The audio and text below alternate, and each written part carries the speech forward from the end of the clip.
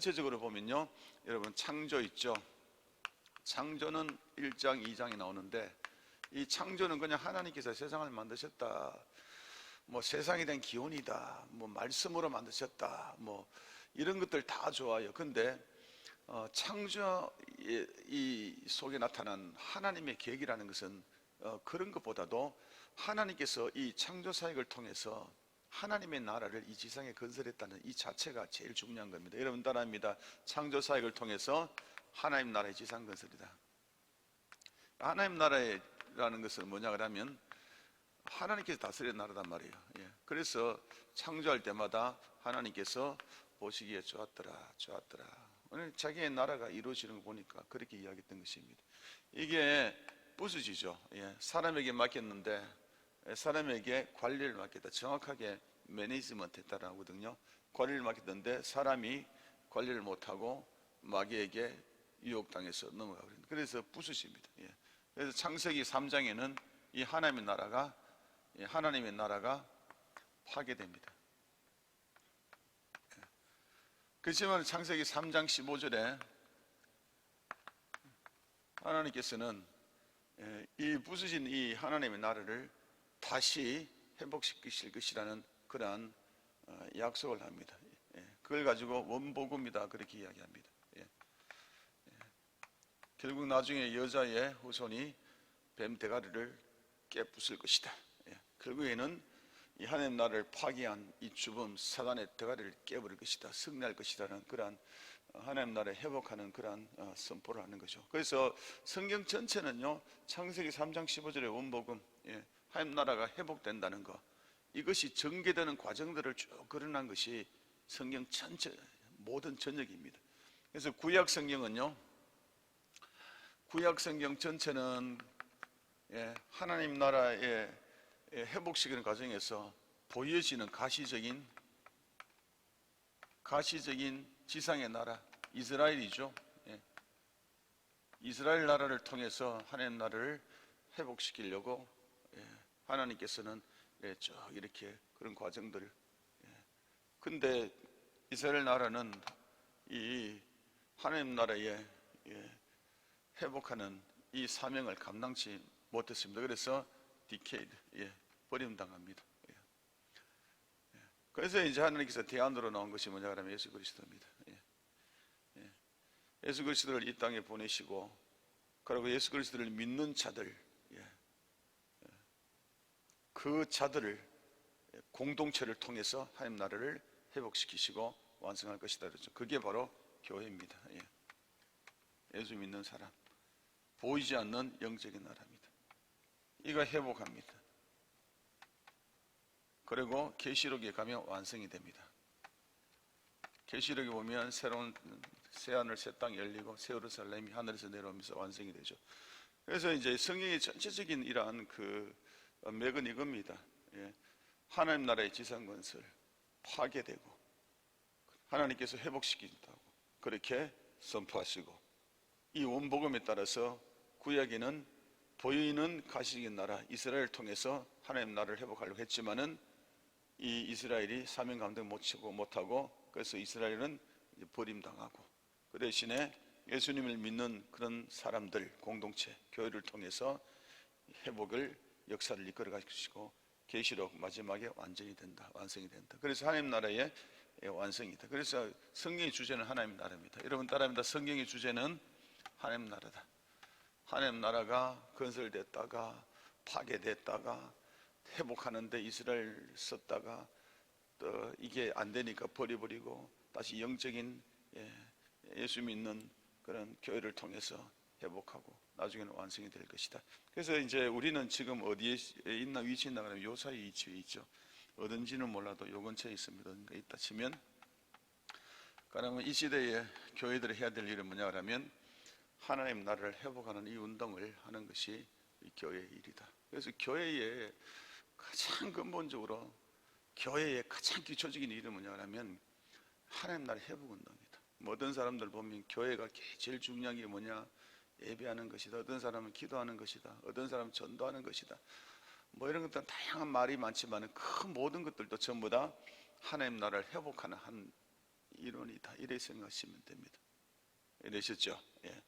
그래서 우리는 끊임없이 하나님 나라를 회복하는 이 운동을 하는데 우리가 주력해야 된다.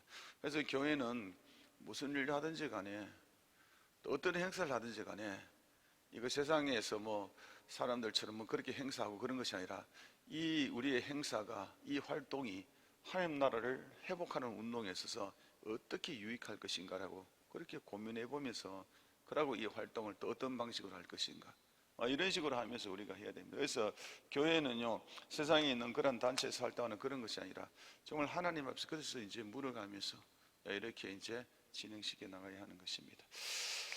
자, 그런데 여기서 의문점이 뭐냐면 이제 우리는 지금 구약을 보고 있는데 가시적인 지상의 나라, 이스라엘 나라 여기에 대해서 우리가 하나님께서 어떻게 운영하는가에 대해서 지금 공부하고 있는데 이 나라는 사명 감당하지 못하고 폐기되잖아요. 근데 폐기되는데 왜 이야기하냐 그러면 하나님께서 이끌어가는 그 방식은 같거든요. 비록 이스라엘 나라가 폐기됐지만은 이끌어가는 그 방식은 같단 말이에요. 그래서 우리가 그 방식들을 쭉 배워보면 하나님이 이렇게 인도하시는구나.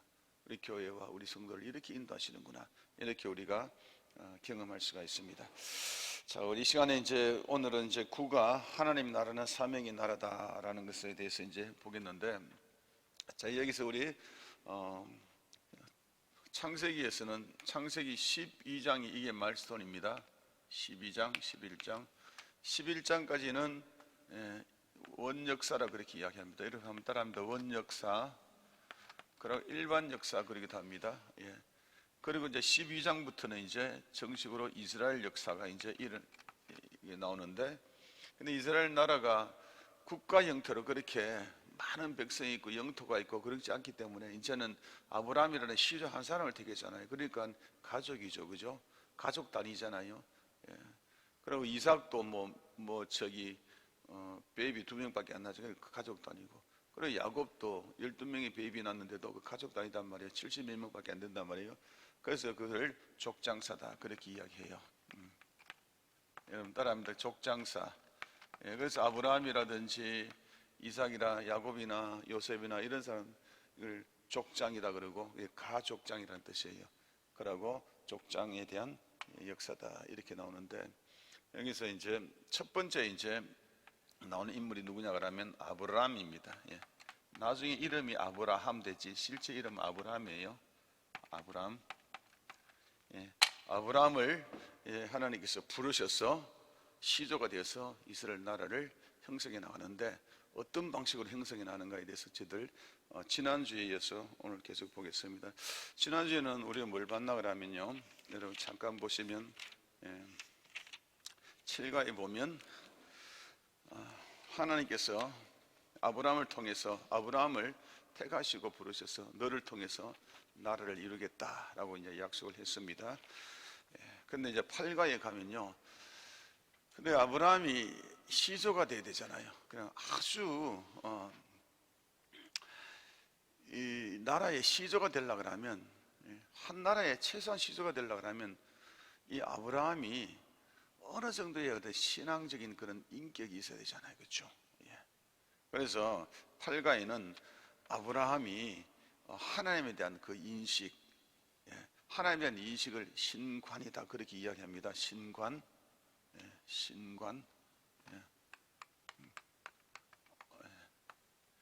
아브라함이 하나님에 대한 이 신관이 이게 처음에는 별로 없을 거 아니에요, 그렇죠? 많은 경험하지 못했을 거 아니에요.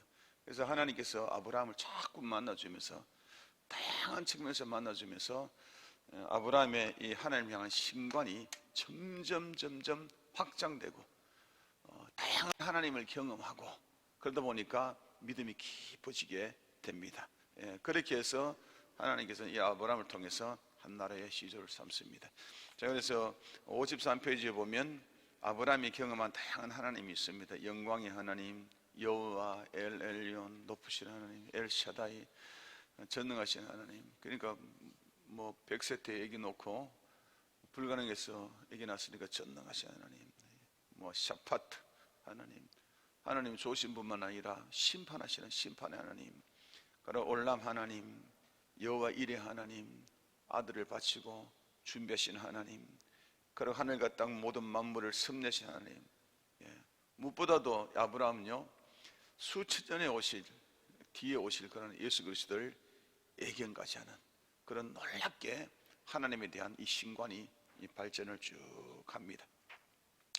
그래서 이제 오늘날 우리에도 동일합니다. 우리가 이제 예수를 믿잖아요. 예수를 믿는데 대부분 사람들이 예수를 믿을 때에 뭔가 좀 생활에 어려움들이 있고 아쉬움이 있고 뭐 병도 있고 뭐 자녀 문제라든지 이런 어려움들이 있어서 이제 예수를 믿게 되거든요. 그러면 하나님이 그거를 어떻게 주십니까? 보통 응답을 많이 주시죠, 그죠? 병 드신 분들은 병이 낫기도 하고 또 다양한 어려움이 있는 분들 생활의 어려움들이 많이 이래 해결돼요. 해결이 많이 돼요. 그러면서 하나님이 살아계시는구나 이렇게 이제 이 정도까지는 이제 대부분 다 알게 돼요. 근데 그 수준에 계속 머물러 있으면요, 신앙이 발전이 없잖아요. 하나님은 나를 위해 계시는 분, 내가 답답할 때 응답해 주시는 분, 내가 빌면 들어주시는 분.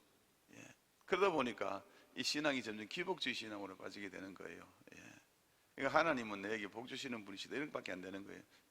그러다 보면 맨날 그 자리만 머물러 있는 것이죠. 근데 우리들도 이제 하나님을 그런 것도 경험하지만서도 점점 가면서 이제 우리가 하나님의 그 마음을 이해하고 하나님 이런 분이시구나, 이제는 내가 하나님을 위해서 이렇게 해드려야 되겠다, 이런 식으로 점점 발전되어 나가야 된다는 그런 이야기죠. 그래서 아브라함을 통해서 여러 가지 다양한 하나님을 알게 하고 또 이렇게 높은 어떤 신관을 가지듯이 우리들도 신앙생활하면서 점점 주님과 관계 속에서 높은 신관을 가져야 될 줄로 믿습니다. 그래 다 되기를 예수님 이름으로 축원합니다. 자, 오늘 57페이지 9가 하나님의 나라는 사명의 나라다에 대해서 한번 살펴보겠습니다. 교과서 보시면요, 57페이지, 하나님은 이 지상에 하나님의 나라를 만들기 위해서, 그러니까 이스라엘이죠, 하나님의 나라를 만드시기 위해서 아브라함을 부르셔서 두 가지 약속을 합니다. 창세기 12장 1절 3절 봅니다. 시작. 여호와께서 아브라함에게 이르시되 너는 내 고향 친척과 아버지 집을 떠나 내가 너의 부질 땅으로 가라. 내가 너로 큰 민족이 이루고 복주어 네 이름을 창대케 하리니 너는 복이 될지라.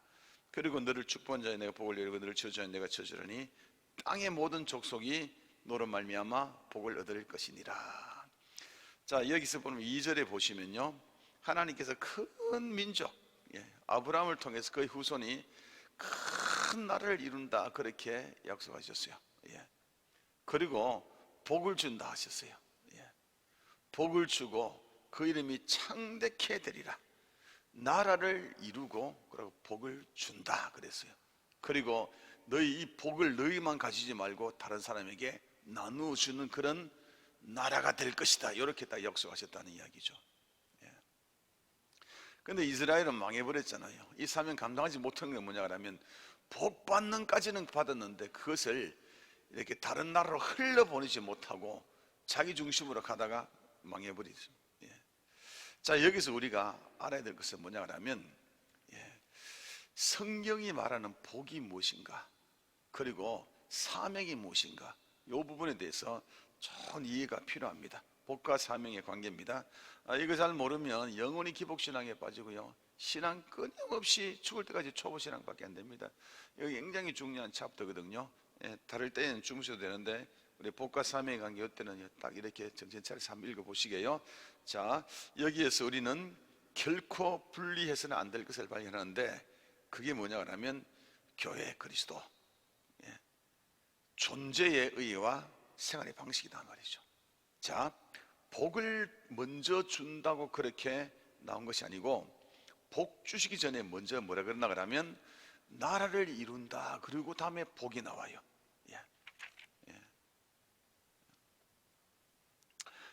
내가 너로 큰 민족을 이룬다 나오죠. 그 다음에 복을 준다 나오거든요. 그렇죠. 12장 2절에 그렇게 나오죠. 그래서 복과 사명의 관계에서는요, 복이 먼저 나오는 것이 아니라 사명이 먼저 나온다는 거예요. 사명. 그래서 하나님의 나라를 이룰 사명을 먼저 주시고 그 다음에 이 사명을 이루도록 복을 주신다, 이렇게 나오는 거예요. 그래서 이 사명을 상실해지면 복에 대한 의미가 없어져 버려요. 우리 예수 믿는 사람이 그냥 아무것도 모르고 그냥 몸이 아프고 여러 가지 불편해서 엉긴 게 있어서 생활 때문에 교회에 나왔어요. 그러니까 아무것도 모르기 때문에 하나님께서는 응답해 주시고 하시는 건 뭐냐면 하나님 살아계신다는 걸 보여주기 위한 것들이거든요. 그러면 계속 그런 쪽만 강구하는 것이 아니라 이 먼저 하나님께서 왜 나에게 이런 은혜를 주셨는가, 이 사명이 무엇인가를 먼저 찾아나가는 것이 이게 필요하거든요. 이게 안 되면 계속적으로 기복신앙이 가버려요. 자, 그래서 이제 사명을 상실할 때에 이 복이 무의미하게 되는데 그런 사례들이 성경에 많이 나와요. 제가 몇 가지만 들어볼게요. 첫 번째 보면 출애굽 1세대예요. 자, 출애굽 1세대에 이 가데스 바네아에서 드디어 가나안을 정복하기 위해서 12정탐꾼을 보냈잖아요. 그렇죠?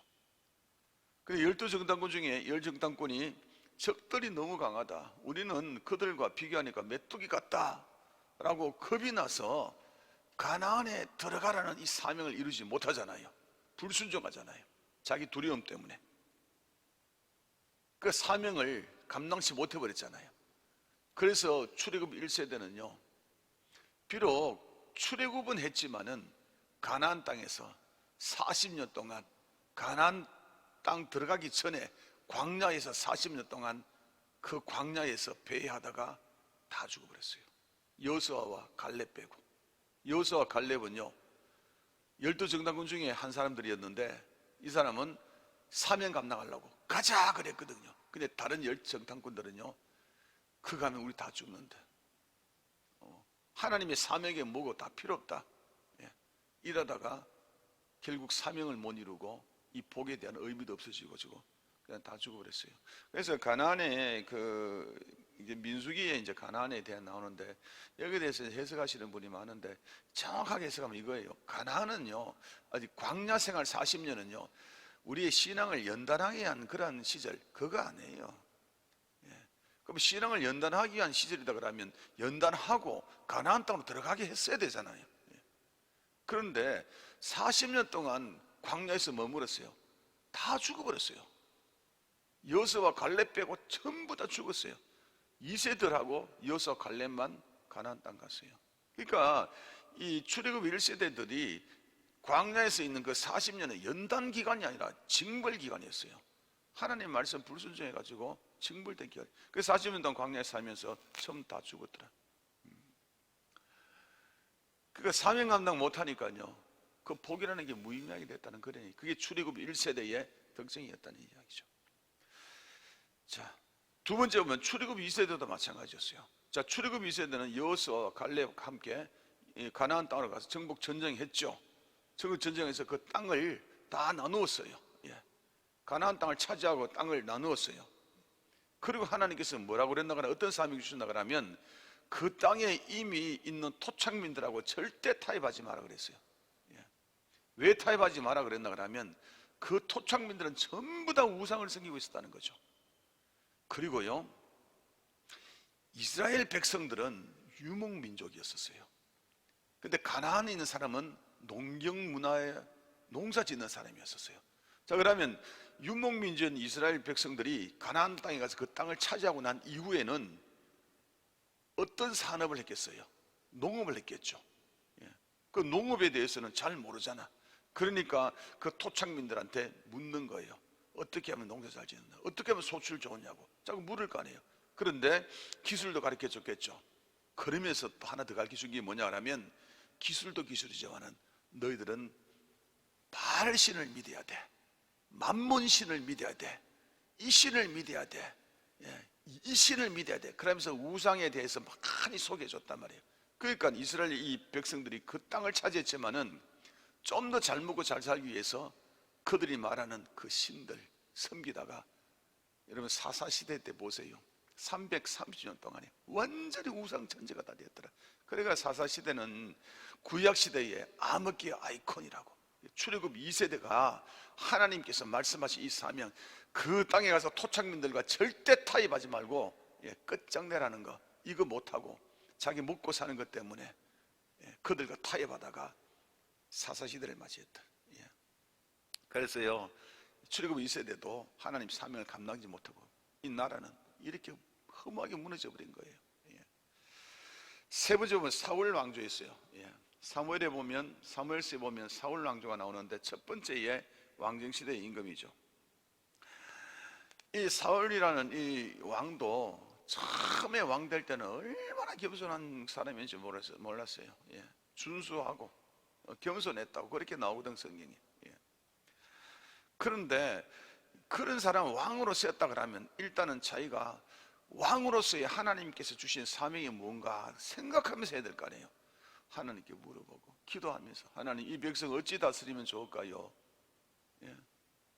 이래 하면서 해야 되는데, 이 사울 왕이라는 이 사람은 처음에는 그러실지도 몰라요. 그런데 점점 가면서 왕맛이 있거든. 왕맛. 왕이 되니까 권력이 있고 수많은 사람 따르고, 요거 놓치기 싫거든. 그런데 가만히 살펴보니까 이 왕을 오래 하려고 그러니까 뭐가 필요하냐고, 백성의 지지가 필요하거든. 하나님은 보이지 않지, 백성은 보이지. 그래, 백성들에게 이 비위를 맞춰가게. 그래서 사울 이 왕의 때는요, 하나님은 뒷전이고 오직 백성들에게 눈치를 보면서 백성들을 중심으로 그렇게 하다 보니까 하나님 나라에, 하나님이 다스리는 나라야 되잖아요. 하나님 말씀하시는 대로 움직여야 되는데 하나님이 아니라 백성들이 용하는 대로 따라가다가 결국에는 사울 임금이 버림당하죠. 나중에는요, 전사해버립니다. 죽어버립니다. 그러니까 이 사명 감당 못하니까 하나님 버림당했다는 그런 이야기죠. 솔로몬 왕도 한번 보세요. 59페이지. 솔로몬 왕도 그랬어요. 그 이후에 모든 그 열왕기 상하에 나오는 나라 다 마찬가지였어요. 처음에는 하나님 뭐 일을 하는 것처럼 막 그렇게 끌떡끌떡거리다가, 여러분 처음에는 다들 잘하려고 그러는 것 같아요. 끝까지 가야 되는데 그 이후로는 우상숭배 난리 납니다. 솔로몬이가 하나님 앞에 왕이 되고 난 뒤에 얼마나 겸손하게 하나님 앞에서 일천번제를 드리면서, 하나님 제가 이 하나님 나라의 백성들을 다스리려고 그러니까 지혜가 필요합니다. 저에게 잘 다스릴 수 있는 지혜를 주옵소서. 이렇게 겸손한 왕이었잖아요. 그래서 하나님이 너무너무 감탄한 거예요. 야, 세상에 이런 왕도 있나? 내 백성들을 잘 다스리겠다 그러니까 너무너무 착하다. 그래, 지혜뿐만 아니라 부귀와 영광까지 전부 다 주고 솔로몬을 세계에서 가장 큰 왕으로 그렇게 높이 세웠잖아요. 그러면 이제 더 하나님을 찬양하면서 계속적으로 하나님께 물어가면서 처음에 왕이 됐을 때에 하나님 지혜를 주옵소서 이런 식으로 나갔어야 되는데, 이제는 자기가 좀 세력도 없고 여러 주위의 나라들이 굽신굽신거리고 그러니까 여기서 이제 드디어 꼼수가 시작되는 거죠. 그리고 말하면 다른 나라하고 전쟁 안 하고 그냥 외교술로 전부 다 압제해 버리려고 그 나라에 있는 공주들 뭐 이런 사람들 후궁으로 막 이렇게 정략 결혼하죠. 그래서 솔로몬의 그 후궁이 1000명이나 그래요. 근데 이 후궁들 이렇게 전부 다 외교술은 잘했죠. 데리고 와가지고 그러니까 평화롭고, 그리고 조공도 받아 먹고 좋았는데, 문제는 뭐냐 그러면 이 후궁들이 전부 다 우상을 섬긴 나라인데 그들이 올 때 자기가 믿는 신을 가지고 오잖아요. 근데 솔로몬이 힘이 있고 좀 팽팽할 때는 괜찮았는데 솔로몬이 나이가 들고 그러다 보니까 이 후궁들이 힘을 얻어서 자기 신들, 그래서 우상 천지 나라가 됐더라. 솔로몬 그 다음 때에 나라가 두 쪽 나는데 그 두 쪽 난 이유는 뭐냐 하면 솔로몬이가 그렇게 우상 숭배했다. 수많은 후궁들을 그렇게 받아들이고, 그리고 우상들 같이 받아들이고. 솔로몬도 결국에는 하나님 뜻대로 해보려고 처음에는 했지만은 나중에는 사명이고, 하나님의 나라의 뭐 사명이고, 하나님 나라는 여러분 하나님이 다스리는 나라이잖아요, 그죠? 그러면 하나님이 다스리는 나라 되면 하나님께 물어가면서 해야 되잖아요. 기도하면서 물어가면서. 교회도 기도 없고 하나님께 안 물어보면 그거 끝장나요. 한순간이에요, 여러분. 교회도 성도들이 수천 수만 명 된다 하더라도 하나님께 물어가면서 정말 우리 교회가 하나님의 뜻대로 하고 있는지 매 계속 멘토링하고 그러고 점검하고 피드백 받고 뭐 그런 식으로 해나가면서 이게 나가야지. 그게 아니고 뭐 하다 보면 사람이 많으면 사람 따라가는 게 그게 그 집단의 조직의 그 원리잖아요. 그러니까 참 하나님도 답답할 거 많을 거예요, 제 생각에. 다섯 번째 보면 예수님 당대 종교 지도자들 보세요. 예수님 당대 종교 지도자들 어떻게 했어요? 예수님 못 박아 죽여버렸어요. 이 사람들이 많은 사람이 아니라 메시아를 기다렸던 사람이에요. 그리스도를 기다렸던 사람이에요. 이 사람이 예수님을 기다렸던 사람이에요. 메시아 그리스도를 기다렸던 사람이 메시아 그리스도니까 저거 잡아 죽여버렸다고요. 왜 그런가 그러면요, 자기 자신의 사역이단 말이에요. 그래, 영적인 무지. 성전 안에서 뭐 매매하고, 그리고 성전에 있어 그쪽에서 이 그 부스 이렇게 만들어 가지고 가게 이렇게 뭐 칸막이 쳐 가지고 짐승 파는 사람한테 돈 받고 말이죠. 그걸 내주고 뭐 금전 거래하고 그러다 보니까 얼마나 그 안에서 매점 매석이 일어나고 돈이 왔다 갔다 하고 난리가. 그래서 예수님 얼마나 열받았으면 채찍을 꺼내가지고 그냥 성전에서 그냥 장사하는 사람들 그냥 막 뒤쳐고 막 그냥 환전하는 사람 엎어버리고. 여러분, 예수님이 그렇게 열받은 거 어디 있어요? 그 교회당에 대못을 다 박았다는 이야기예요. 아무도 못 들어오게 하라고. 여기 어떻게 하나님이 전이냐고. 어떻게 여기서 많은 민이 기도하는 장소냐 말이야. 이게 맨날 돈 노름이 나오고 말이야. 제사장이라든지 뭐 대사장, 이 사람들 참 돈에 눈이 어두워가지고 그렇게 장사나 하고 말이야. 내버리나 받고. 그래서 결국에는 이 사명의 촛대가 이스라엘은 그렇게 디케이드 딱 그냥 버리지는 거죠. 이 디케이드라는 말은 쓰레기통에 던졌다는 이야기예요. 사명을 감당치 못하기 때문에. 그런 그렇습니다. 그래서 이스라엘은 더 이상 하나님 나라라 부르지 않습니다. 그래서 이스라엘은요, 더 이상 하나님의 나라라고 부르잖아요. 그냥 옛날이요, 그냥 기억의 날 뿐이고 한때 하나님의 나라의 백성이었다는 그 흔적만 남아서 아쉬움이 있을 뿐이지. 사도 바울이 로마서 11장에도 그렇게 자기 백성에 대해 고륙 신정에 대해서 이 사람들이 구원을 받으려고 뭐저거 저쪽 이야기할 때도 보면 아쉬움과 회한에 그 때문에 그러는 것이지 결국에는 그들이 버림받았다는 거예요. 여러분, 이스라엘은 더 이상 하나님의 나라가 아니에요. 하나님을 믿었던 흔적 때문에 1960 몇 년도에 있을 때는 6.1 전쟁 이럴 때도 뭔가 도와주고 그런 부분이 있을 수도 있어요. 애정 때문에. 그러나 엄밀하게 말하는 이스라엘 백성은 더 이상 하나님의 나라의 범위 내에 못 들어오게 됐다. 버림받았죠. 그래서 할 수 없이 이제 교회를 세우고 예수님을 통해서 교회가 세워지고 예수를 믿는 자들을 보지 않는 영적 공동체 교회를 통해서 하나님 나라를 회복 운동을 해나가시고 계신다는 그런 얘기죠. 자, 이렇게 보시면요, 출애굽 1세대 2세대뿐만 아니라 사울 왕조, 솔로몬, 그 이후의 모든 나라, 그리고 모든 왕조, 예수님 당대 종교 지도자 이외에 또 많겠죠. 복과 사명은 절대 뗄 수 없는 관계예요. 하나님이 복 주시고 따로 사명 주시고 사명 주시고 복 주시고 이런 커넥션은 없어요.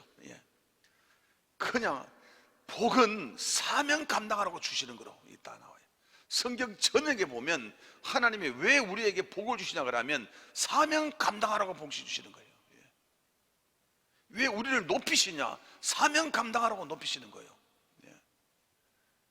왜 우리에게 아들, 딸들을 주고 행복한 가정 만들었냐? 사명 감당하러 주신 거예요. 이게 왜 교회 세웠느냐? 사명 감당하러 했는 거예요.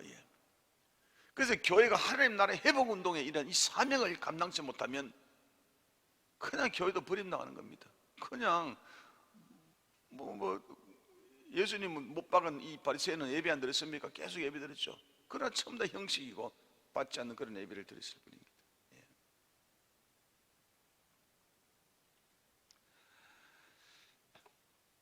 여러분 따라합니다. 일용할 양식을 주시는 것은 사명 감당하기 위함입니다. 직장 주신 것은 사명 감당하기 위해. 가정 주신 것은 사명 감당하는 것이다. 건강 주신 것은 사명 감당하는 것이다.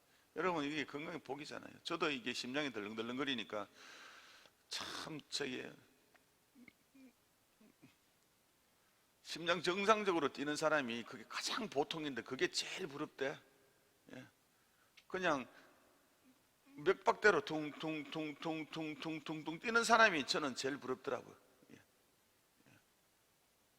그게 뭐 당연한 것인데 저는 부러워요. 예. 그러니까 건강 주시는 거요, 이거 그냥 건강 주신 거 아니에요. 하나님 사명 감당하라 주시는 거예요. 인정하시면 아멘. 예. 우리를 하나님이 자녀 삼으시는 거 사명 감당하라 주시는 거예요. 무슨 사명요? 하나님 나라 회복 운동의 사명이에요. 예. 그래서 내가 하나님 나라 회복 운동을 하기 위해서 내가 해야 될 일이 무엇인가, 그 기도하면서 그래 이제 해나가면 되는 것들이에요. 예. 우리 두 번째 보겠습니다. 59쪽요, 복에 대해서. 그러면 복이 무엇인가에 대해서 살펴볼게요. 그리고 복에 대한 개념들요. 이거 부분 많이 오해하시는 분 많거든요. 이거 명확하게 아셔야 돼요. 구약시대 때에 복도 있고 신약에도 복이 있는데 이 복의 질이 달라요. 자, 다음 장에 보면 하나님께서 복을 주실 때는요, 다 똑같은 복이다 그래가지고 복을 주시는 것이 아니라 이 복도 모든 시대에 따라 가지고 동일한 형태가 아니라 시대에 따라서 다 달라요. 그걸 아셔야 돼요. 자, 그러면요, 구약시대 때의 복과 신약시대 때는 복은 다르거든요. 자, 그럼 구약시대는 하나님의 나라 회복 운동을 뭘 통해서 한다고요? 보이는 하나님의 나라죠. 이거 인정하십니까 여러분? 보이는 가시적인 하나님의 나라 이스라엘을 통해서 하잖아요. 그러니까 복도 보이는 복이에요. 이해되셨어요? 이해 안 되시면 조금만 더 들어보세요. 근데 신약시대는요, 교회를 통해서 하나님 나라이잖아요. 교회는 보여요 안 보여요? 영적인 단체잖아요. 그렇기 때문에 복도 영적인 것이에요. 신약과 구약이 그걸 다르다는 거예요. 한번 읽어봅니다. 자, 하나님의 나라가 둘째 줄 가시적인 형태, 즉 보이는 이스라엘 하나님 나라 존재할 때는 복 역시 보이는 복, 현세적인 복이에요. 그래서 구약시대에는요, 자녀들 많이 낳고 오래 살고 이런 것들, 돈 많고 이게 복인 줄 다 알았어요. 그리고 그게 복이었어요. 왜냐하면 구약시대는 가시적인 보이는 나라이기 때문에 보이는 형태로 복을 주셔서, 그래서 보이는 장수, 돈, 뭐 자녀 많고 뭐 이런 것들, 이걸 복이라고 그랬어요. 근데 넷째 줄, 그러나 하나님의 나라인 교회는, 신약의 교회는 보이지 않는 무형의 공동체단 말이에요. 믿는 사람끼리 모여서 있는 것이죠. 우리가 모이는 교회라는 것은 이 교회 당을 이야기하는 것이지, 실제적으로 우리는 사람들의 공동체, 보이지 않는 무형의 단체. 우리 여기 있는 사람이나 미국 사람이나 저기 네덜란드 사람이나 전부 다 예수 믿으면 다 우리는 다 같은 공동체예요. 보이지 않지만은. 그렇기 때문에 무명의 공동체이기 때문에 신약에서는 보이지 않는 영적인 형태로 복이 내려와요. 그래서 신약의 복은요, 현세적인 것보다도 영적인 것이 훨씬 강하다 이 말이에요. 자, 그러면 구약에서 말하는 이 복의 형태가 어떤 것인지 성경을 통해서 한번 확인해 볼게요. 신명기 28장에 보면 밑에 쭉 제가 적어놨어요. 우리 한 절씩 한번 교독해 봐요. 자, 복입니다. 너가 너의 하나님 여호와의 말씀을 삼가 듣고 내가 오늘 너에게 명령하는 그 모든 명령을 지켜 행하면 너의 하나님 여호와께서 너를 세계 모든 민족 위에 뛰어나게 할 것이다. 모든 민족이 뛰어나는 것은 보이는 거죠. 2절 시작. 너가 내 하나님 여호와의 말씀을 청정하면 이 모든 복이 너에게 임함이 이르니. 3절 시작. 성읍에서 복을 받고 덜에서도 복을 받고, 성읍에서 복을 받고 덜에서도 복을 받고, 이 경제활동들을 이야기하는 거잖아요.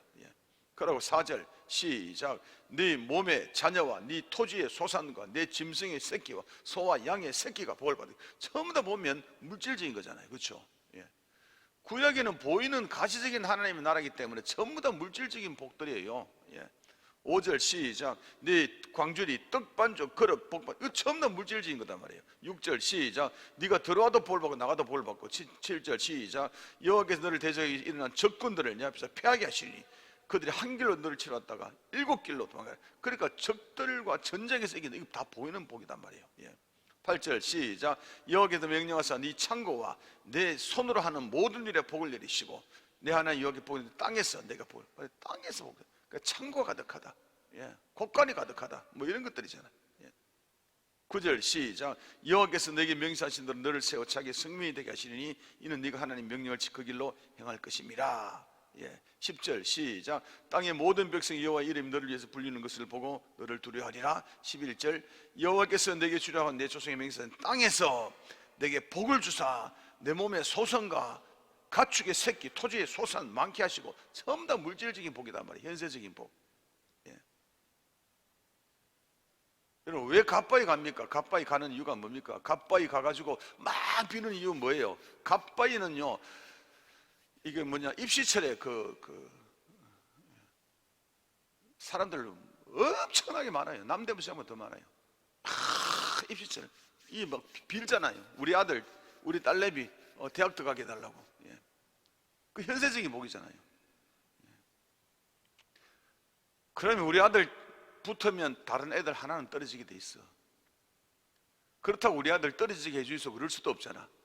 여러분 따라합니다. 주님 뜻대로 되게 해주시고, 공부한 대로 실수 않게 해주시고, 이렇게 기도해야지 정상적인 기도란 말이에요. 이해되셨어요? 이게 맞는 기도단 말이에요.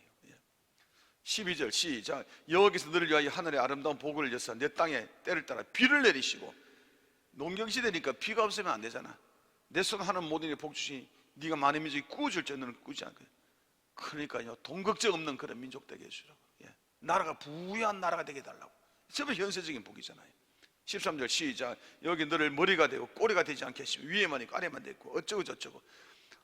이런 기도 좀 그만하세요. 이제는요, 우리 아들 딴 데서 머리만 되게 하시고 꼬리를 되지 말게 하시고 그런 기도 하지 마시라고. 이제는요, 그 전부 다 그거는 구약시대에 현세적인 복을 따라 기복신앙이 그런 거예요.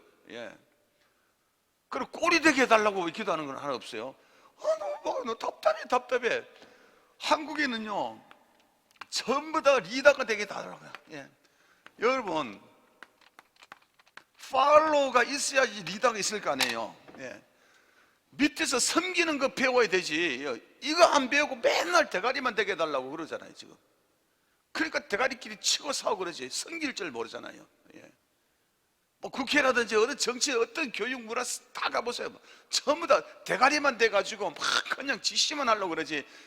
묵묵하게 섬기는 것, 이거 요즘에 팔로우 카리지가 나왔다 그러더라고, 한국에. 그러니까 팔로우 카리지. 와, 정말 성경적이다 싶더라고요, 여보. 여러분, 전부 다 보면 대가리가 되게 해주시고 머리가 되게 해주시고 꽁지는 되지 말게 해주시고. 여러분, 꽁지 해봐야지 대가리가 되는 것을 잘 알잖아요. 그죠? 좋은 꽁지 되게 해주세요. 여러분 따라합니다. 우리 아들 좋은 꽁지 되게 해주세요. 꽁지 역할 잘 알게 해주시고, 그리고 나중에 대가리 됐을 때에 잘 하게 해주세요. 이렇게 돼야잖아요, 하더라도. 그러니까 맨날 이런 식으로 현세적인 복, 현세적인 복. 지금은 구약시대 아니 신약시대잖아요. 우리는 너무 구약시대 보이는 그런 조금만 그렇게 한다니까요. 근데 이게 우리 일용할 양식을 위해서 구하는 거 나쁜 건 아니에요. 예수님도 일용할 양식을 위해서 구하라 그랬거든요. 근데 이게 1등이 되면 안 된다는 이야기예요. 이해되셨죠? 자, 그러면 신약의 복이 뭔지를 한번 가보십시다. 에베소서 1장 3절 그 뒷장이야. 시작. 찬송하려다 하나님 우리 주 예수 그리스도 아버지께서 그리스도 안에서 하늘에 속한 뭐라고요? 신령한 복이라 그랬어요. 구약에는요 현세적인 복이라 했잖아요. 떡광주래요, 어쩌고 저쩌고. 신약에는요 신령한 복이라 그랬어요. 신령한 복은 뭐냐 그러면 영적인 거라는 것이거든요. 맞죠? 영적인 복. 이렇게 에베소 1장 3절 그대로 나왔잖아요. 하늘에 속한 영적인 복을 우리에게 주시되, 그러면서 영적인 복이 뭔가가 계속 나와요. 에베소서 1장에서 진짜 강조하는 것이 영적인 복이 무엇인가요? 이거 정확하게 가르치고 있어요. 이거 가르쳐 주는데 별로 없어요. 이걸 한번 들어보세요. 제가 가르쳐 드린 거죠. 성경 읽으면서 확인시켜 드릴게요. 자, 4절 시작. 곧 창세전에 그리스도 안에 우리를 택하시고 우리를 사랑 안에서 그 앞에 거룩하고 흠이하게 하시려고 그의 기쁘신 데도 우리를 예정하사 그리스도로 말미암아 자기의 아들들이 되게 하셨으니 이는 그 사랑한 자 안에서 우리 거주신 바 그의 은혜의 영광을 찬송하는 것이라. 첫 번째 복은 뭐냐 하면요, 하나님께서 우리를 4절에 택하시고 우리를 예정하시고 우리가 하나님의 자녀 되는 것, 자기 아들 되는 게 이게 복이라고 그러잖아요. 우리가 지금 우리 하나님의 자녀 된 것이 그냥 된 거 아니라고. 하나님이 나를 택하셨기 때문에, 예정하셨기 때문에, 내가 교회 오기 전부터 하나님 다 알고 계셨다는 거예요. 내가 태어나기 전부터 알고 있다고 그렇게 이야기했었어요. 모태에서 조직되기 전부터 하나님은 이미 아시고, 나를 아시고, 예수 믿기 전에도 아시고, 하나님이 택하시고 예정해 놨다가 오늘날 이렇게 내가 성도로서 교회 다니고 되었다. 할렐루야. 이게 복이라는 거예요. 이게 복이라고 이야기하잖아요. 자, 두 번째 복 7절 시작. 우리는 그리스도 안에서 그 은혜의 풍성을 따라 그의 피, 예수의 피로 말미암아 속량 곧 제사함을 받았느니라. 이게 두 번째 복이에요. 첫 번째 복은 성부 하나님의 우리를 택하시고 예정하시고 하나님의 자녀되게 하신 복. 두 번째는 그러기 때문에 예수 그리스도의 보혈의 피로 말미암아 우리의 죄가 용서받고 하나님의 자녀된 것. 이게 두 번째 복이에요. 예수 복. 신령한 복 첫 번째는 성부 하나님의 택하신 복. 두 번째는 성자 예수님의 십자가에서 나를 위해 죽으신 속량함의 복. 대학 나오잖아요. 13절 시작. 그 안에서 너희도 진리의 말씀, 너희 구원의 복음을 듣고 또한 그 안에서 또한 믿어 뭐라고요? 약속의 성령으로 인치심을 받다. 이게 세 번째 복이에요. 성령 하나님의 인치심. 인친다는 것은 뭐냐 그러면요, 도장을 찍었다는 이야기예요. 도장을 찍었다는 이야기예요. 그게 뭐냐 그러면 너는 내 것이라고. 이 현재는 하나님의 내 것이라고 도장 콱 찍어야 돼. 최윤숙 너는 내 것, 하나님이 딱 찍었다는 이야기예요. 이해되셨어요 여러분? 그러니까 하나님의 것이기 때문에 어떤 마귀가 틈타겠어요. 하나님의 것이기 때문에 어디 가요? 천국 가는 거예요. 그래서 여기서 에베소서 나오는 이 복은 뭐냐 하면 삼위일체 성부 성자 성령 하나님의 복이에요. 성부 하나님의 택하심과 성자 예수님의 속량함과 성령의 인치심, 이게 복이다 그렇게 가르쳐요. 이거 그냥 떡광주리 떡자손 돈 이런 거는요 구약 시대 때 복이라 그랬어요. 근데 신약 시대는 이거는 필요하다, 다 필요하다. 그렇지만 이거는 진정한 복이 아니다 그렇게 이야기하는 거예요. 진짜 복은 이거라고 이야기하는 거예요. 이해되셨어요 여러분? 그리고 예수님이 뭐라고 보고 있는지 한번 가보십시다. 마태복음 5장요 시작. 심령이 가난한 자는 복이 있나니. 심령이 가난한 자 복이 있다고 그랬어요. 심령이 가난한 자요. 심령이 가난한 자, 심령이 부자라고 소리 안 하고 심령, 영이 부자도 말 안 하고 가난하다 거꾸로 이야기하죠. 그런 사람이 복이 있어. 왜냐하면 천국이 그들 것이기 때문에. 심령이 가난하다는 문장을 하면 내 안에 하나님으로만 채워져야지 살아갈 수 있다는 고백이거든요. 하나님으로 채워져. 나는 내 안에는 너무 공고합니다. 하나님으로 내 심령을 채워주시옵소서. 이거거든요. 이게 가난이거든요. 예통하는 자 복이 있고 온유한 자 복이 있고 의를 줄이고 긍휼이 마음이 평안하고 화평하게 의를 나를. 도대체 11절 보세요. 예수님 때문에 박해받고 욕받고 다른 사람이 너희가 악한 말을 하는 게 이게 복이다. 예수 믿는 것 때문에 고통받는 것이, 고난받는 것이 복이다고. 너무 패러독스하죠. 역설적이잖아요 이게. 그래서 신약의 복은요 영적인 복입니다. 이를 따른다. 신약의 복은 영적인 복이다. 구약의 복은 현실적인 복이다. 그래서 구약에 있는 이걸 가지고 당신들 복 받으시오, 부자 되시오, 자손이 많으시오, 이렇게 설교하면 전부 다 구랍니다. 예. 그런데 이것이 필요 없다는 것은 아닙니다. 필요하다는 거 하나님 다 아십니다. 우리의 일용할 양식 필요합니다. 돈도 필요합니다. 그렇지만은 이 자체가 복이 아니라는 것이죠. 하나님 우리에게 이런 것들 전부 다 주십니다. 믿으시면 아멘. 예. 그런데 진짜 복은 뭐냐 그러면 성부, 성자, 성령 하나님이고 내 속에 하나님을 향한 갈급함이, 이게 복이라는, 그렇게 이야기하는 것입니다. 왜냐하면 구약에는 가시적인 나라이기 때문에 가시적인 복, 신약은 영적이기 때문에 영적인 복, 이렇게 정의하면 되는 것입니다. 되시죠? 예. 자, 사명에 대해서 잠깐 살펴볼게요. 간단합니다. 사명. 예. 자, 그러면 복을 받기 위해서 어떻게 되냐 그러면 사명 감당하기 위해서 복 주시다 그랬잖아요. 그러면 사명이 뭔가를 우리는 알을 필요가 있죠. 예, 무슨 사명이냐? 창세기 12장 2절 시작. 내가 너로 큰 민족을 이루고 내게 복을 주어 내 이름을 창대케 하는 복이거든. 자, 너로 민족을 이루라 그랬잖아요. 민족을. 예. 그러고 복을 주어 내 이름을 창대케 하는 복이거든 이런 뜻이다. 예. 복에 하나님이 우리에게 주시는 이유는 뭐냐 하면 우리가 복을 흘려보낼 때에, 다른 쪽으로 흘려보낼 때에, 이게 사명이잖아요. 내 혼자 복 받는 것이 아니라 하나님께서 주실 이 복들을 흘려보내는 것, 이 사명. 그래서 이스라엘 백성들은요, 이 세상과 하나님 사이에 중보적 역할을 한다고 그래요. 그러니까 이스라엘 백성의 사명이 뭐냐 그러면요, 중보적 사명이에요. 여러분 따라합니다. 중보적 사명이다. 예, 중보라는 것은 뭐냐 그러면 여기와 여기 중간에 에이전시잖아요. 예, 하나님과 사람 사이에, 하나님과 다른 나라 사이에 중간에서 하나님의 복을 흘려보내고, 그리고 이 나라를 위해서 대신 기도해주고.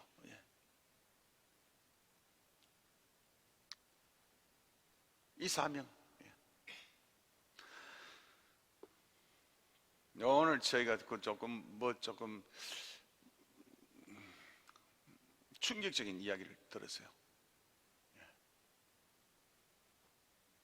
사모한테 그 갑작스럽게 막 열받은 막 생각 확 나면 막 화가 막 날 때 있잖아요. 생각이 팍 나면요. 그래서 막 나를 막 힘들게 했던 사람이 생각이 나. 그래 이렇게 막 열받아가 씩씩씩거리고 있는데 사모가 그러더라고요. 저보고, 여보, 그것은 그 사람이 당신을 해하는 것이 아니라 하나님 앞에 섭섭하게 한 것이라고 하나님 말씀하셔서 그러더라고요.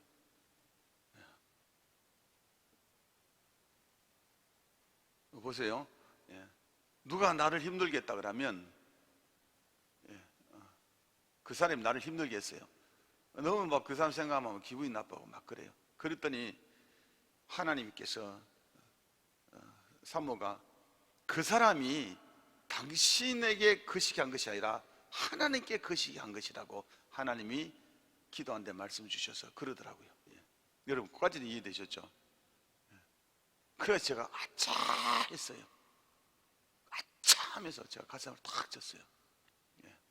왜냐하면 나는 지금 중보자적인 위치에서 이탈했구나. 근데 그 사람이 나한테 막 저기 해코지 했는 걸 생각하면서 그 사람 밉다고 기도 한 번 안 해줬거든. 얄밉다고, 나쁜 놈 거라고, 괘씸한 놈 거라고 한 번도 기도 안 해줬거든. 하나님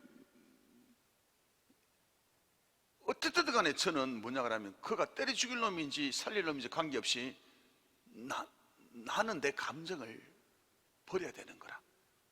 그를 위해서 기도해 줘야 되는 거라. 이게 중보자적인 사명을 가지는 거야.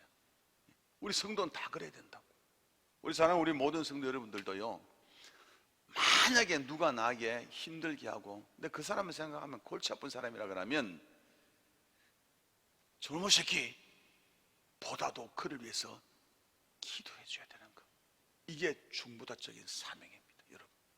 우리는 이런 일을 하려고 역사적 사명을 가지고 이 땅에 태어난 사람이에요. 이게 사명이에요.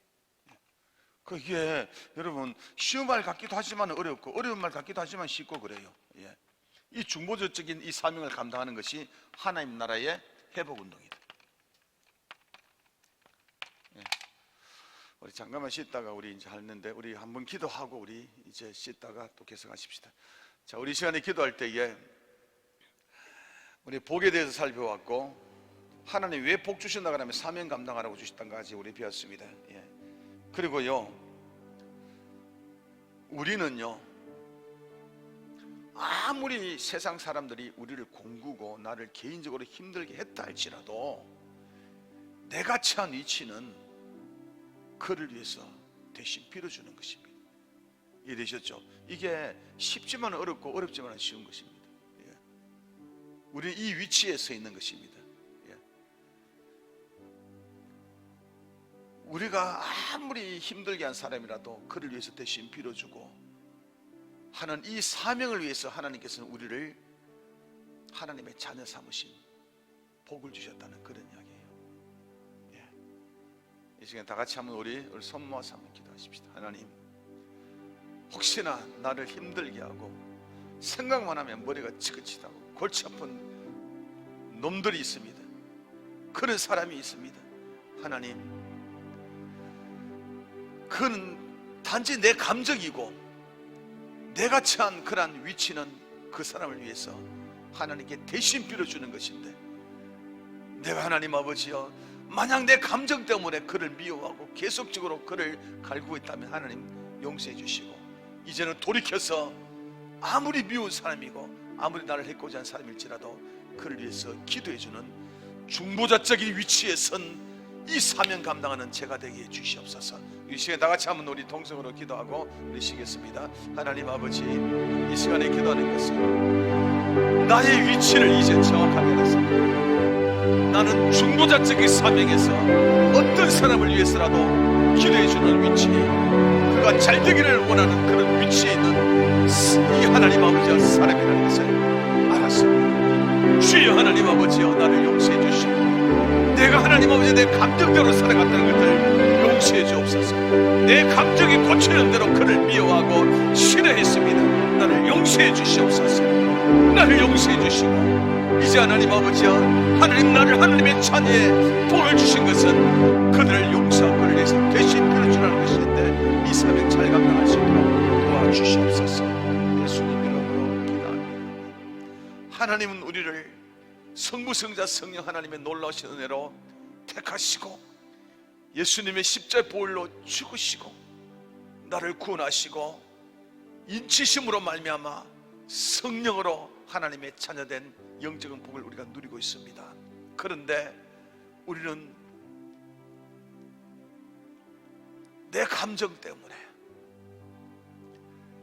하나님 나를 힘들게 한 사람들을 미워하고 하나님 아버지 못되기를 바랬던 것들 얼마나 많습니까?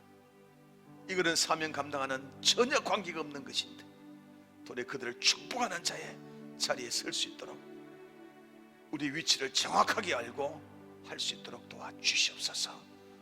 예수님 이름으로 기도드렸습니다. 아멘. 자, 가시적인 나라라는 것은 보이는 나라, 그러니까 대한민국도 가시적인 나라고 미국도 가시적인 나라거든요. 이 나라가 형성되려고 하면 세 가지 조건이 필요해요. 그게 뭐냐 하면요, 주권이 어디에 있느냐. 예. 그 우리나라에는 주권이 어디에 있습니까? 민주주의에 있습니다. 그렇죠? 예. 그러니까 국민이 주권입니다. 미국도 마찬가지입니다. 그런데 하나님 나라의 주권은 누가 있습니까? 하나님이 주권을 가지고 있습니다. 예. 그래서 하나님의 뜻대로 진행되는 나라입니다. 그래서 하나님이 말씀하시면 우리는 그 다스림을 받아야지. 이게 하나님 나라입니다. 그러니까 하나님의 나라가 잘 되는 것은 뭐냐 하면 하나님의 주권이 더 튼튼하게 서질 때에. 예. 두 번째는 백성이 필요합니다. 나라가 되나. 예. 우리는 대한민국의 백성들입니다. 그런데 이 나라에서도 보면 하나님의 나라가 이루어지려고 하면 하나님 나라에 백성들이 필요하단 말이에요. 그렇죠? 그래서 백성이 필요해서 아브라함을 시조로 택했습니다. 예. 그래서 아브라함을 시조로 택해서 한 사람으로서 무슨 나라가 되겠어요? 예. 최소한 몇백 명 단위는 될 거 아니에요. 그래서 하나님께서 이 아브라함을 통해서 그 다음에 그 씨를 통해서 하나님 나라를 형성해나가는 이 과정들을 성경에서 기록 쭉 해놨는 것이죠. 예. 세 번째는 뭐가 필요하냐면 땅이 필요합니다. 영토. 예. 우리는 이 땅이 이게 대한민국 땅은 이 땅들이 미국은 저쪽이죠. 예. 그 하나님 나라도 주권과 백성과 영토가 필요합니다. 그러면 영토는 뭐예요? 가나안 땅이잖아요. 예. 예. 예.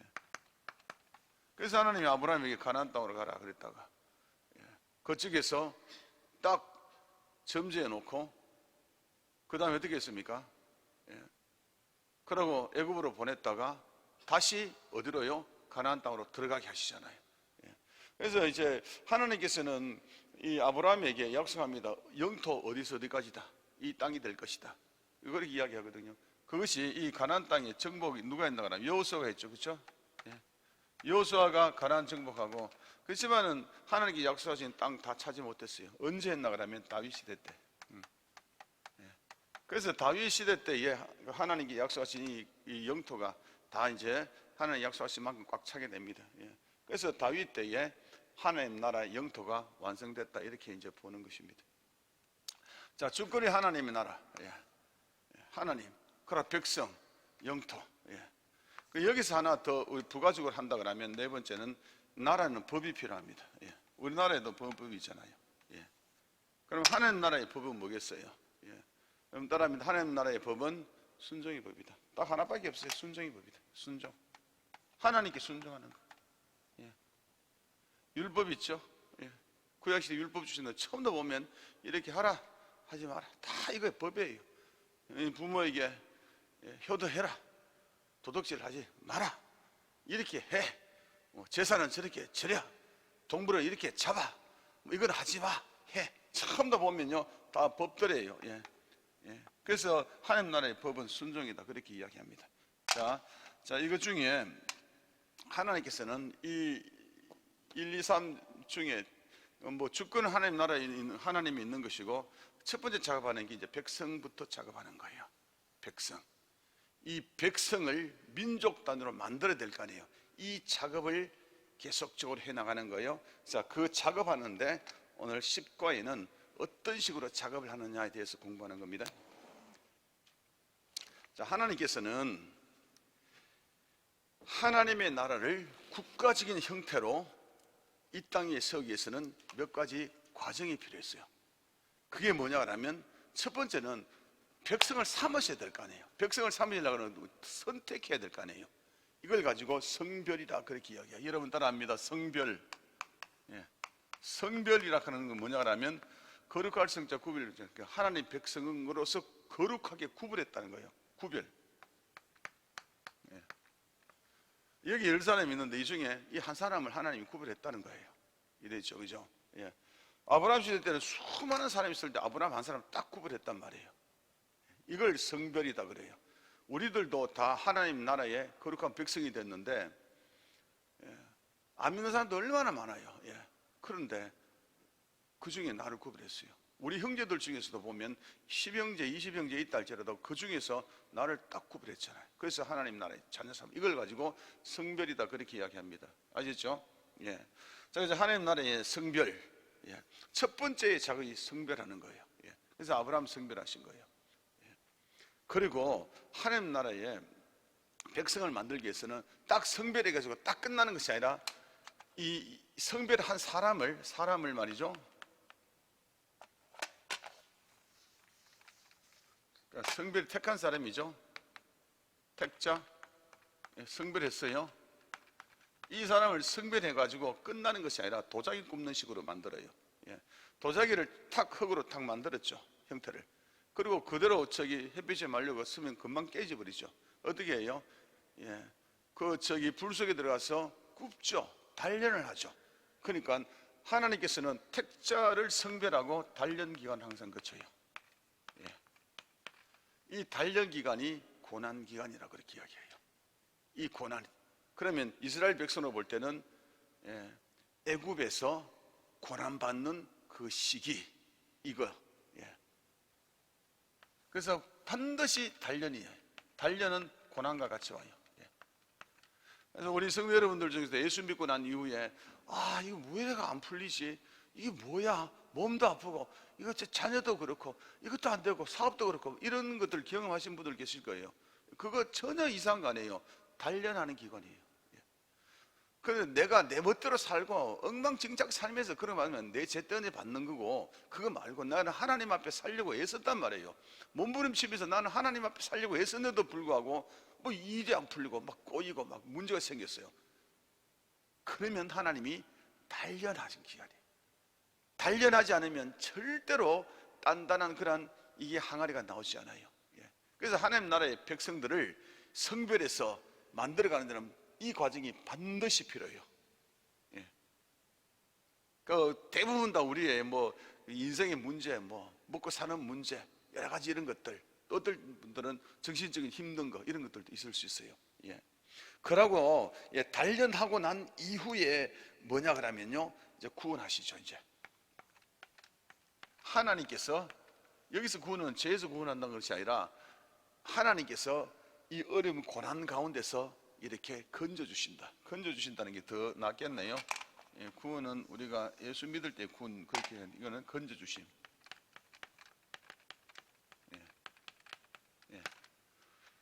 고난 속에만 계속 두지 않고요, 어느 정도 단련되면 빼내줘요. 항해를 빼내야 될 거 아니에요. 완전 건져주신다는 그런 이야기죠. 그리고 난 이후에는요, 이제 드디어 복과 사명을 주셔요. 요 네 단계를 항상 뱅글뱅글 돌아요. 자, 나같이 한번 창세기 15장 12, 16절 한번 다시 읽어보겠습니다. 자, 시작.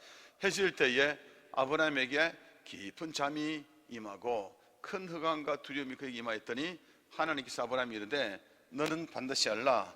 네 자손이, 여기 보면요, 아브라함뿐만 아니라 너희 자손들 그러죠. 이 성별된 택한 백성이죠. 그렇죠?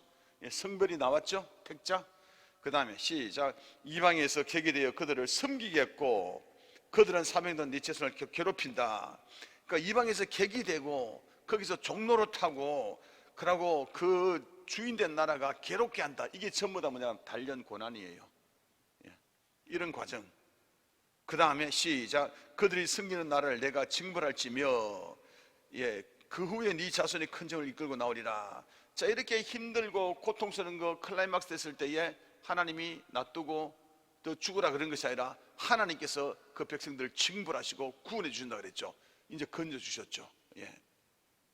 그리고 시작. 너는 장수하다가 편안히 조상으로 돌아갈 장사할 것이요 네 자손은 4대 만에 이 땅에 돌아. 이 땅이 돌아온다는 말이 무슨 말이에요? 가나안에 정복한다. 이 복과 사명의 나라로 흘러가는 거예요. 그래서 하나님께서는 택하시고 단련하시고 건져주시고 복과 사명을 주시고, 이런 우리들도 하나님께서는 하나님의 백성 삼으시고 우리가 예수 믿게 만드시고, 또 어느 정도 신앙생활 하다가 약간의 어려움들 당할 수 있습니다. 어느 사람은 많은 어려움 당할 수 있습니다. 그를 통해서 우리의 신앙을 땅땅하게 건져주시는 하는 구실이 되죠. 그래 하나님 건져주실 때 할렐루야, 하나님 살아계시군요, 확신이 생기죠. 그럼 하나님을 위해서 분명히 존재하시고 하나님 위해서 살고 하는 그 마음들이 생기겠죠. 그래 하나님께서는 새로운 복을 주시면서 너는 이제 이 사명을 잘 감당해야 된다. 그렇게 하나님이 큰 사람으로 키워나간다는 그런 이야기죠. 그 도표를 밑에 제가 적어놨어요. 하나님 나라의 백성이 성별, 고난, 구원, 복과 사명 길이 된다는 그런 이야기요. 자, 이 중에 하나님 나라의 백성 삼으신 백성에 대해서 이제 아브라함을 통해서 어떻게 역사한가를 잠깐 이렇게 실증적으로 살펴보기를 원합니다. 자, 족장사에서 나타난 하나님 나라의 백성을 삼으신 과정 밑에입니다. 자, 아브라함과 그의 후예를 보시면 창세기 12장에서 21장 쭉 있다 보면 이런 사건이 나옵니다. 창세기 12장 10절에 20절 67페이지 보면 하나님이 바로 왕으로부터 아브라함 마누라 부인 사례를 구해주는 장면이 나옵니다. 아브라함이 가나안에 도착했어요. 도착했더니 기근이 왔어요. 먹을 것이 없어요. 양식이 없어요. 하나님이 가나안 땅에 가라 그랬거든요. 근데 가나안 땅에 가면 먹을 것도 있고 준비가 돼야 되는데 아브라함이 가니까 아무것도 없어요. 또 가장의 책임을 또 져야 되잖아요. 그래서 주위에 이렇게 있는 사람들의 이야기를 들어보니까 애굽에 내려가면 이집트에, 그 더 남쪽으로 이집트에 내려가면 양식이 많다 하다라는 소문을 들었는 거예요. 그래서 이제 아브라함이 여기다가 굶을 수 있겠다, 뭐 사명도 좋지만은 사명이 뭐고 놔두고 일단은 밥부터 해결하자, 그러면서 이집트로 내려갔는 거예요. 아브라함이 실수한 것입니다. 예, 내려갔어요. 근데 이집트에 딱 내려가니까요, 이집트는 어떤 나라냐 하면 힘과 권력이 지배하는 나라였었어요. 이 당시에 강대국들은 다 그랬어요. 그러니까 힘이 있으면 다른 사람의 재산을 마음껏 약탈할 수도 있고, 다른 사람의 부인을 자기의 힘으로서 이렇게 가져올 수 있는 그러한 사회적 구조에 있었어요. 그래서 바로왕이 제일 힘쓰거든요. 근데 아브라함의 부인 사레는 굉장히 미모가 뛰어났어요. 성인 예쁘다고 그러거든요. 그래서 아브라함이 걱정되는 거예요. 아이고, 거기 가면 당신 예쁘다고 바로왕이 당신 그런 마누라 할 수도 있는데, 만약에 그런 일이 일어나면 우리는 이렇게 서로 오누이다 하자, 이렇게 이제 이야기했는 거예요. 실전 사실은 뭐 오누이죠. 옛날에는 뭐 끼리 막 결혼하고 그러니까.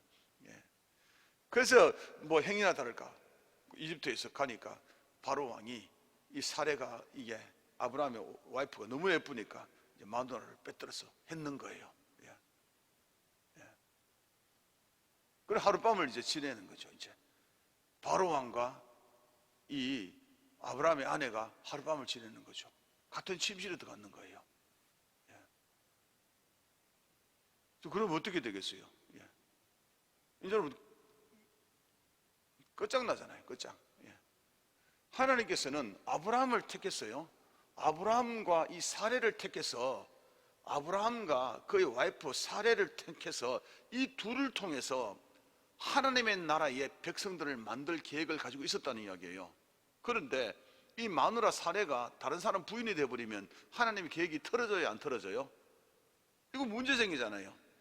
그래서 하나님께서는 이 사레를 바로 왕이 아무리 힘세더라도 건들지 못하도록 그날 밤에 확 역사해버린 거예요. 그냥 바로 왕과 바로의 그 이집트를 그냥 완전히 그냥 박살내려고 하나님께서 작정해버렸는 거예요. 그래서 이제 바로 왕이 그것을 깨닫고 아브라함을 불러서, 야, 이 사람아, 자네가 이 사례를 네 마누라라고 정직하게 이야기하지 그랬어서 내가 큰일 나서 내가 하나님 앞에 벌 받고 우리 나라가 박살나고 멸망할 뻔했지 않냐. 그러면서 마누라를 돌려보내주는 그런 사건이 일어나거든요. 자, 여기서 하는 이 창세기 12장 10절 20절에 나오는 사례가 바로 왕에게 부인으로 갔다가 다시 그곳에서 보존받는 것은 뭐냐 그러면, 하나님께서는 하나님의 나라의 백성을 삼으시기로 딱 작정했었으면 아브라함과 사례를 통해서 하나님 나라의 백성들을 대를 잇기로 작정했었으면 그 약속을 지키기 위해서 기적적으로 역사하사 바로왕으로부터 지켜주셨다는 그런 이야기입니다. 할렐루야, 아멘. 여러분, 우리들 다 마찬가지예요. 하나님이 우리를 통해서 하나님의 자녀 만들고, 우리를 통해서 자손 만대로 하나님의 귀한 큰 백성들을 만들어 나갈 그런 계획을 다 가지고 계시잖아요. 철저하게 우리 한 사람 한 사람을 지켜주십니다. 할렐루야. 여러분 따라합니다. 하나님께서 철저하게 나를 지켜주신다. 자, 두 번째 창세기 13장에 가면요, 14, 16절에 보면 아브라함이가요, 가나안에 들어오기 전에 메소포타미아에 있을 때에 자기 조카 롯을 데리고 그렇게 오거든요. 그런데 이 자기 조카 롯은요, 누구냐 그러면 아브라함의 형인지 동생인지 몰라도 그의 아들인데 아들 놓고 죽었어요. 그런데 아브라함과 사레는 아이가 없었어요. 그래서 아브라함과 사레가 이 조카 롯을 자기 아들 취급하면서 그렇게 같이 가나안 땅으로 온 거예요. 그러니까 이 조카지만은 사실상 자기 아들처럼 그렇게 길렀다는 거 보시면 돼요. 그 형인가 동생의 아들 되니까 아들처럼 그렇게 길렀는데, 근데 어느 날요, 하나님께서 롯과 이 아브라함을 딱 갈라치게 하는 거예요. 무엇으로? 재산상 문제로 딱 갈라치게 하면서 서로 딱 나눠지게 만들어 버리는 거예요. 자, 아브라함은 이 롯을 통해서 자기의 후계자로 삼으려고 생각했을지도 몰라요. 왜냐하면 롯은 조카지만 자기 아들처럼 길렀으니까. 그런데 하나님은요, 아니다. 아브라함과 사레 이 두 사람 속에서 태어난 약속의 자녀만이 하나님의 나라의 백성으로 자격이 있는 것이다. 아무리 가까워도 안 돼, 아무리 가까워도 안 돼라고 하나님께서는 딱 잘라냈다는 그런 이야기예요. 자, 세 번째예요. 종 엘리에셀도 후계자가 아니다. 창세기 15장 2절의 4절입니다. 하나님께서는 아브라함에게 약속하셨거든요. 네가 아들을 놓는다. 네가 나중에 네 자손들이 하늘의 별처럼 수없이 많아질 것이라는 그런 약속을 했는데도, 나이가 80이 됐는데도, 넘었는데도 도무지 아기 하나를 줄 생각을 안 하니까, 그래서 아브라함이 이제 이런 계획을 했는 거예요. 하나님, 이 나이에 내가 어떻게 아기 놓습니까? 아기도 못 놓고 하니까 종 엘리에셀이 너무 지혜롭고 그러니까 이를 내 후계자로 삼겠습니다. 그렇게 하나님께 기도한 거예요. 이 당시에는요, 지혜롭고 똑똑한 종이 아들을 능가할 때가 많았었어요. 아들 멍청하고 이상한 놈 있죠? 안 물려줬어요. 지혜롭고 괜찮은 종이 있으면 그를 양자 삼아가지고 종에게 모든 가업을 넘겨주고 할 그런 시절이었어요. 그러니까 이 엘리에셀이라는 이 종이 너무 지혜롭고 너무 괜찮거든요. 근데 아이는 없죠. 그러니까 아브라함 그런 생각할 수 있겠죠. 이 종은 어렸을 때부터 우리 집에서 붙어서 잘 훈련됐고, 내 말이라 그러면 철떡같이 무조건 하고 100% 순종이고 철저합니다. 너무 훈련이 잘 된 이 종입니다. 지혜도 있습니다. 그러니까 이 종을 하나님 우리 가문의 후계자로 삼겠습니다 라고 아브라함이 기도했다는 거예요.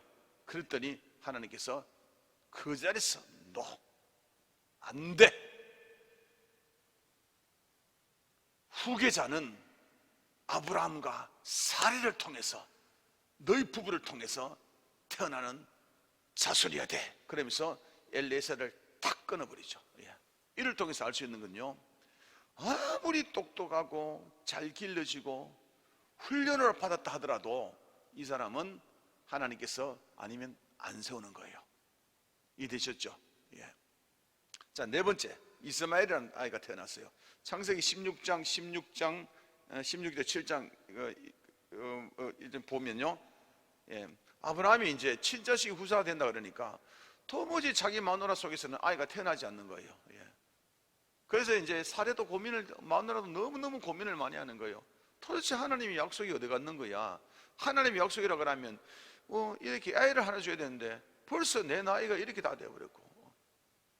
그래서 이제 이 사례가 여기서 꼼수를 부리는 거예요. 자기 여종이요, 젊은 여종이 하가리가 있었어요. 그 아브라함이 그러냐, 여보, 나는 도무지 폐경기가 끝나고 아이가 못 나오니까 내 종 하가리라고 젊은 여자가 있어. 여기하고 당신하고 한번 그 시기 해가 합방해. 그리고 아들을 낳아. 그랬단 말이에요. 그래서 임신이 되어버렸어요. 하가리가. 임신이 돼가지고요, 아이를 낳았어요. 그 아이 이름이 이스마엘이에요. 아랍 자손의 시조가 된 거예요. 여기서 이스마엘 나왔어요. 그래서 하나님께 아브라함이 그랬어요.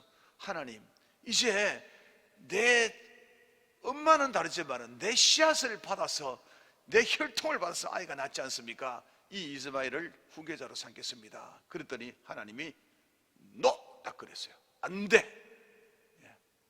비록 너의 혈통이나 네 DNA를 받았지만은 그렇다고 하나님께서 구별된 백성, 성별로 된 백성으로 못 삼아. 딱 끊어버렸어요.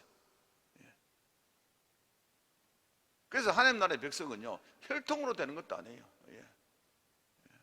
아니, 제가 얼마 전에 어떤 분한테 이런 이야기를 들었어요. 자기 재산이 이만큼 있는데, 목사님, 저는 우리 자식들에게는 절대로 안 물려주려고 저는 오래전부터 작정한 사람입니다. 그러더라고요. 그래서 어떻게 하시려고 그렇게? 하나님을 위해서 써야죠. 하나님을 위해서 정말 잘 쓰는 그 사람에게 내가 재산 다 물려줄 거예요. 그런데 그런 사람 만났거든요. 그래서 그분이 하는 말이 뭐냐 하면 내 혈통이라고 내가 안 물려준다는 거죠. 제가 그랬어요. 또 당신 아브라함 같은 사람이네 그랬었어요. 여러분, 하나님의 성별된 백성은 혈통으로 안 되는 거예요. 예. 그리고 우리 성도 여러분들요, 자식들 있잖아요. 귀한 자식들이잖아요. 되게 귀하거든요. 너무 연연하시면 안 돼요. 예. 성경적으로 하면요, 너무 연연하시면 안 돼요. 예. 그에게 생명 걸면 안 돼요. 예. 그러니까 자식은 이 땅에 있을 때에 하나님께서 나에게 맡기신 사람들이고, 그러고 그 가족으로 연연하면서 서로 위로받으면서 살아가라고 하나님께서 맺어준 그런 것뿐이에요. 예. 내 자식이 너무너무 귀합니다. 그렇지만은 이 아브라함이 보세요. 자기 자식 혈통으로도 하나님 나라의 후계자를 이룰 수 없다. 하나님 딱 꺼버렸어요. 예. 그러면서 마지막 하나님께서 이 사람이 바로 나의 후계자다 라고 말하는 그러한 장면이 나와요. 자, 그게 누구냐 하면 이삭이에요. 자, 창세기 17장입니다. 시작. 하나님께서는 아브라함 나이 99세에 이제 아이가 이게 태어날 것이라고 이제 천사가 와서 말씀을 하시거든요. 아브라함 나이 99세고 부인 사라의 나이 89세인데 천사가 와가지고 내년 이맘때에 너희가 아이를 낳을 것이다. 그랬더니 이제 아브라함의 와이프 사례는 막 웃는 거예요. 어떻게 내가 99살 됐는데 어떻게 아이가 태어났냐고.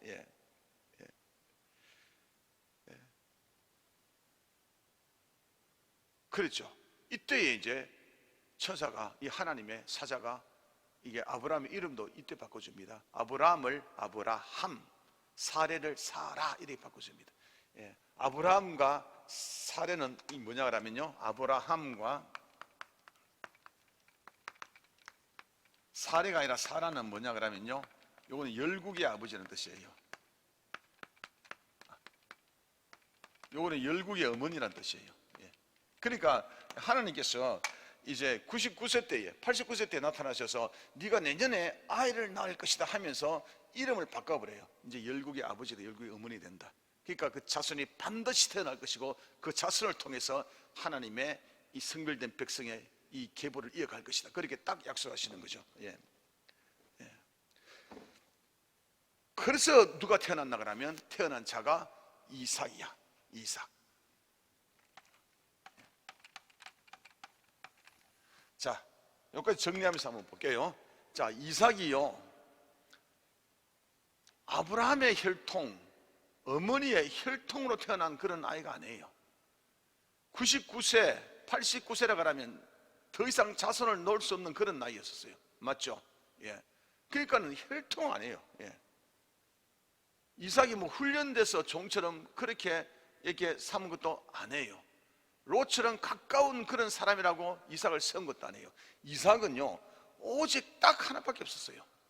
하나님의 능력으로 태어났다. 여러분 따라합니다. 하나님의 능력으로 이삭이 태어났다. 그러면 하나님의 능력이 언제 작동했나 그러면 하나님께서 아브라함과 이삭을 통해서 반드시 태어날 그 씨를 통해서 하나님께서 그 계보를 잇겠다고 약속하셨기 때문입니다. 그래서 이 이삭이 태어난 것은 둘이서 생리적으로 어떤 그 관계를 가져서 태어난 그런 아이가 아니라 하나님의 약속으로. 여러분 따라합니다. 하나님의 약속으로. 하나님께서 처음부터 아브라함과 사례를 통해서 아이가 태어날 것이라는 이 약속을 통해서 이삭이 태어났는데, 만약에 이 사례와 아브라함이 아기를 낳을 만한 그 나이에 태어났다 그러면 당연한 것으로 여기겠죠. 그런데 둘 다 폐경이 돼가지고 불가능한 그 상태에서 하나님이 이 약속을 지키기 위해서 이삭을 낳게 하셨다. 할렐루야. 그래서 하나님의 백성들은 성별 기준은 뭐냐 그러면 약속입니다. 약속. 하나님의 약속. 여러분 따라합니다. 하나님의 약속으로 태어나는 것이다. 여기 계시는 모든 분들은요, 하나님의 약속으로 여러분들이 다 이렇게 하나님의 백성들이 다 되신 분들이에요. 뭐 혈통 아니고요, 우리 아버지 어머니가 믿었기 때문에 혈통으로 내려오고 이런 전이 아니라 우리 아버지 어머니가 믿었다 할지라도 우리는 하나님의 약속된 자녀이기 때문에 우리가 오늘날 하나님을 믿고 이곳에 거룩한 하나님의 반열에 서 있다는 것입니다. 할렐루야, 아멘. 그래서 하나님께서 택자를 성별하는 이 프로세스는 뭐냐 하면 그 약속입니다. 하나님의 약속. 예. 하나님의 약속으로 말미암아 태어난 아들. 예. 자, 여섯 번째 보세요. 예. 또 이제 그랄 왕 아비멜렉으로부터 이제 사례를 보존하시는데 아브라함이 또 실수를 해요. 예. 그랄이라는 그 지역에 아비멜렉이라는 왕이 또 사례를 또 뺏어가요. 예. 이때도 하나님께서 철저하게 지켜주셔요. 예. 그리고 100세 때 7번에 드디어 아들을 놓게 되는 것이죠. 예. 그래서 이삭은요, 혈통으로 난 것도 아니고 하나님의 약속과 그의 능력으로 낳게 된 아이입니다. 예. 하나님께서 택자를 성별하는 기준은 딱 요거예요. 하나님의 약속과 능력으로 하나님께서는 태어나게 하신다. 할렐루야, 아멘. 그 뒤로 계속이에요. 이삭도 말이죠. 이제 창세기 25장에 보면 이삭의 아내 이제 리브가도 준비하는 하나님이 그 약속대로 준비해 가시고, 그리고 하나님께서 이삭의 후손 에서와 또 야곱을 할 때도 하나님의 약속대로 에서가 아니라 야곱을 하나님의 성별된 백성으로 그렇게 택하십니다. 그리고 세 번째 보면 야곱의 후예도요. 야곱의 후예도 아들이 12명이나 있는데 이 중에서 다 이렇게 관두고 요셉이라는 한 아들을 통해서 어디로 가냐 그러면 애굽으로 그렇게 들어가게 됩니다.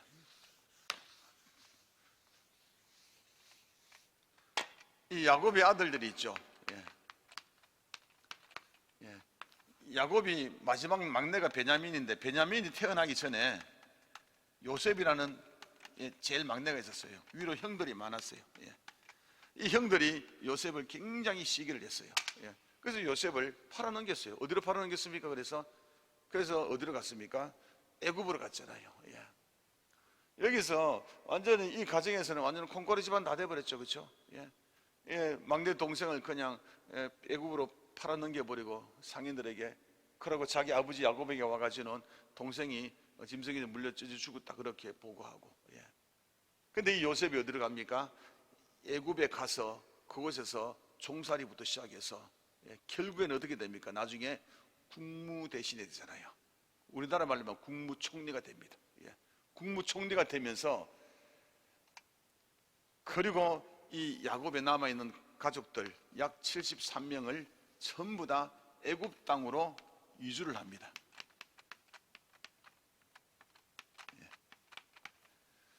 애굽 땅으로 이주를 해서 애굽 땅에서 400년 동안 지나면서 드디어 얼마만큼 백성이 되냐 그러면 200만 명 정도 되는 나라로 하나님께서는 형성시킵니다.